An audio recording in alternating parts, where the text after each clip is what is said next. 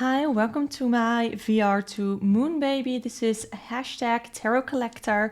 I saw this tag done by Jason from Tarot by the Pines. I'll link both the original video and the video from Jason in the description box below. Let's get started. By the way, just before we start, this is hashtag Tarot Collector, but I don't necessarily see myself as a collector, but I do have what you would call a tarot collection, so we're talking tarot decks today. First prompt, your most expensive tarot deck. I have talked about this before in another video, but I'm pretty sure it is my Afro Avatar Tarot. This is by Colored Afro's Art. I'm also pretty sure that this is no longer in print. This is a gorgeous tarot deck created, like I said, by Colored Afro's Art, and it is by the Avatar The Last Airbender. It's like in that world, but it's all black people. And it is absolutely gorgeous. I love this so much. I get a lot of intuitive hints out of this deck. I love using it. The only thing that I don't super love is the cardstock and the fact that it's, look at that, super glossy. I love this card too, like with Sokka and this cactus juice. That is what I love about this deck so much. So yes, it was my most expensive deck. It is one that I don't think I'll ever get rid of. I love this so much. I wish I would use it more, but I feel like Avatar is a little niche, you know. So I know I shouldn't really care about that, but it is stunning, and I definitely want to work more with it. The art is stunning and the references are amazing. If you want to see more of my opinion on this deck, I'll link the deck study video that I did on this in the description box below. Next is my least expensive deck, and it is the Wild Unknown Pocket Tarot Edition. Not only was this about 10 to 11 euros when I got this, when I got my hands on this, but this one was actually sent to me, so it was free. And I do have a couple of other decks that were sent to me really kindly by viewers or by a deck creator that sent their deck to me. But because I looked at all the prices, this was the most affordable one, and it's a really cute rendition, I guess, or a version of the Wild Unknown. It's in a tin. I edged it black because I like the look of that with these cards. I do not have the regular edition, the full-size edition. I don't have that. I just have this mini version, and I think I am okay with that. So yeah, I don't really know what else to say that it is the least expensive. It's because it's small. The cardstock is nothing to really write home about. It's like very papery. I don't hate that. I kind of like it because it makes it somewhat easy to shuffle, especially if this were to be a full-size deck. I feel like it would shuffle really well. I feel like this artwork is simple enough that it's good as a mini deck. I like it. And if you have been intrigued by the Wild Unknown, but you're not really sure if it's something you like and you don't mind spending 10 to 12 bucks on a deck, I recommend you check this out to try it out. Prompt number 3 is the deck other collectors want to steal from your collection. Now, I don't think I have any because I don't really have any hard to get decks, but I'm going to talk about one that I think other people should want to steal from my collection because it's so awesome. And it's the Tarot of Trees. This somehow feels a little random, but I absolutely love this deck, okay? It is an indie deck. I got it from Etsy. It's from Dana O'Driscoll. I'll link it down below, and it's a little mini deck and it is full of trees. It's really something special because I never thought that I would connect to a deck full of trees in this way as I have with this deck. But I feel like even though trees are usually steady and still, there's a lot of movement, there's a lot of emotion, there's scenes being depicted in a way that make me feel certain things. And I feel like this is such a creative tarot deck that has been created. I absolutely love it. And I do know it's not super underrated necessarily because I do see people talk about this deck in the community a little bit. I know that Lisa Papaz has at least the full, like a larger version of this. I know Marlene here on YouTube also has the mini size version. And I really like this. And I feel like if it was more socially accepted, I guess, to bring around or to do readings with a tree deck, then this is one that I would forever keep in my bag to bring with me because it's so small and I would pull this out to read for people. I really, really like this deck. And this is one that I think people should want to steal from my collection, but you don't have to, because you can actually purchase one yourself, and it's not like that expensive for for an indie deck, but also it's small, so there's that. Prompts for my strangest decks. I have a couple of strange decks. I think the weirdest though is my Tarot de Lou, because it looks weird, okay? I'm still not sure what I think of this. I also could have gotten out my Housewives Tarot, I could have gotten out my Zombie Tarot. But I think this first card here definitely shows why I'm calling this deck weird. It has weird faces, it has interestingly drawn bodies and faces and just scenes. Look at that. Like, those are weird legs, aren't they? And I don't know. Like I said, I don't know what I think of this deck necessarily. This is so weird. So like, yeah, I don't know what to make of this deck yet. I got this solely because of the symbols here. Here it says the Two of Swords. We have the Moon in Libra. So I know that this card corresponds to the astrological placement of Moon in Libra. And that is why I got this to work with my tarot and astrology book, to work on my correspondences for tarot and astrology and to link them together. I haven't really been called to do that study. I think I'll just keep this deck in my collection until I'm ready to do that study. And if I don't vibe with this deck after that, then it can go. But I do really like the shuffle on this deck because it's kind of small and really flexible. It's a deck by Fournier. Look at that.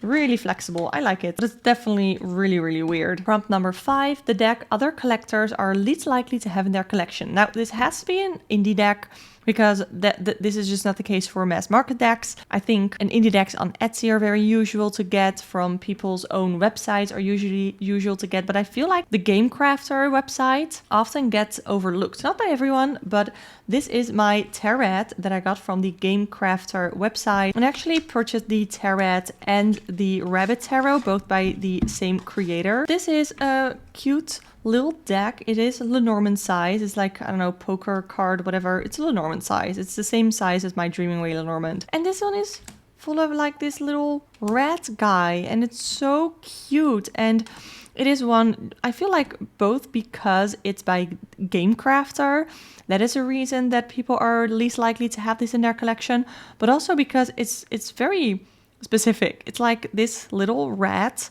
and he's in all the cards. I mean, I'm assuming it's the same rat in all these cards that is going on this journey, and it's really adorable.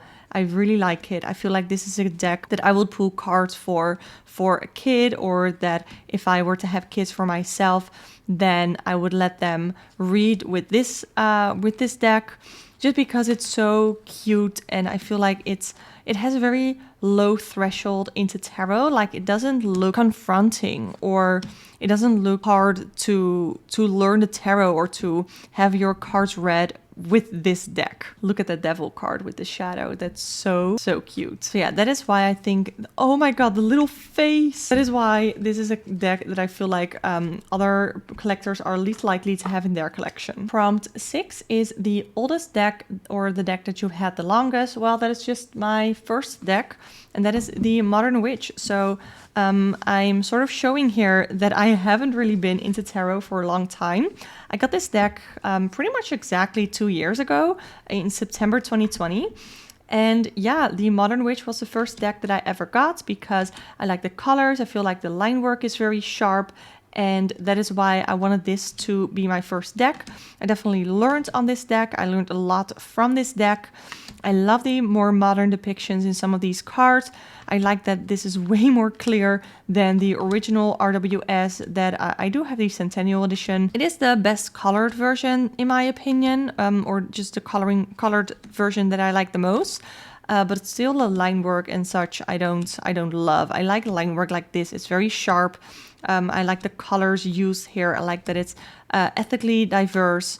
So yeah, that is the first deck that I ever got. So this is also my oldest deck. Prompt number 7, my newest deck. This is the one that recently arrived, and this is one that I got gifted by one of my channel members, by one of my viewers.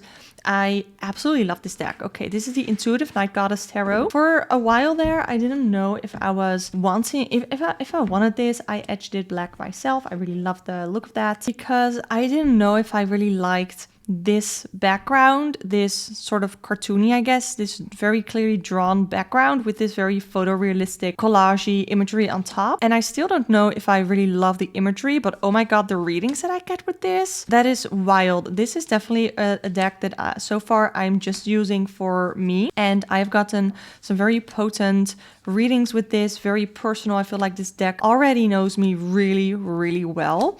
So I absolutely am in love with this deck so far. I definitely want to get to know it better, and I want to use it for more personal readings for myself. And, you know, not every deck that I have needs to be used on this channel as a reading deck for other people. I can definitely have a deck that is just for me. And I feel like this deck is just that.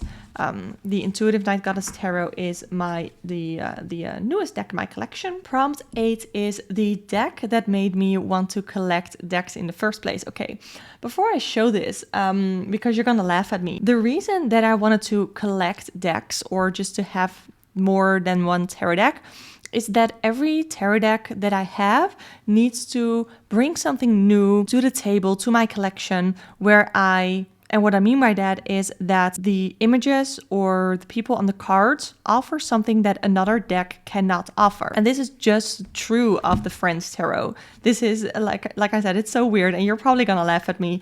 But this is one of the first 5 tarot decks that I ever got. And this is a deck that can offer something that other decks can't offer.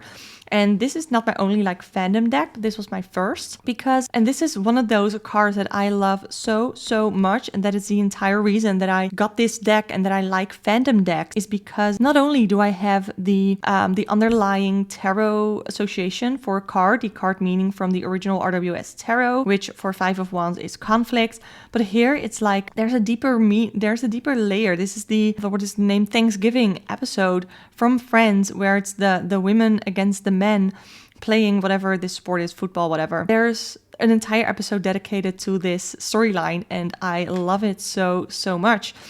To many of the characters here in the show, I feel very connected. The only one that I don't feel connected to is Ross, but I'm willing to overlook that here in this deck. And I like it.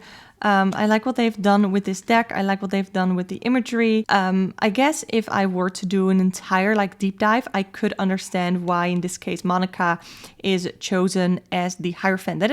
Those are, especially in the major arcana, a lot of them are cards that I would really have to sit with to think of connections of why did they choose Monica for the Hierophant. Is there a reason? Or if there isn't a reason, does it at least make sense to me? I have that problem a little less in the minor arcana because it makes, I don't know, this makes sense. Like Rachel, even though she came from privilege, once she was disconnected from that privilege, she definitely had to work, and she had a lot of things working against her, and she made it work eventually. Yeah, and here with Phoebe as a justice, I think that makes sense as well. So I hate Ross. So I really like that. Look at that, but double editions. So this just makes me laugh, and this, like I said, offers to me something that other deck just can't offer, and that is a reason why I wanted to have more than one tarot deck in general, because I can add layers to these cards and to the readings that I do with these cards that other decks that I don't have with other decks. And then the last prompt is my favorite tarot deck from my collection. This is really hard because I have a lot of decks that I love, but I think one that I just keep coming back to is my Dreaming Way Tarot. Other ones that are competing with this for my favorite tarot deck spot are my Light Years Tarot and my Good Karma Tarot. I absolutely love those as well, but this is my Dreaming Way, and this is a deck that I pull from when I want a potent message with as little cards as possible. This is one that I definitely see myself using a lot for the new live stream series that I'm going to do, where I'm going to talk about entertainment and world news, because this is a deck that when I pull from this, I can trust that I will be able to read these live without much pause. And some cards, when I pull cards, with some decks, when I pull cards, I just have to really sit with it and think about what they mean. But I don't have that issue with this deck, or it's not really an issue. But when I do a live stream and when I do live readings, I want to be able to read the cards really quickly. And this is a deck that I can do that with, just because it reads so easily. So I think that is why it's one of my favorite decks. I think I've talked about this deck a lot of times before. The only thing that I don't like are the backs. I feel like they're triggering for people who have that phobia of holes, so that is unfortunate.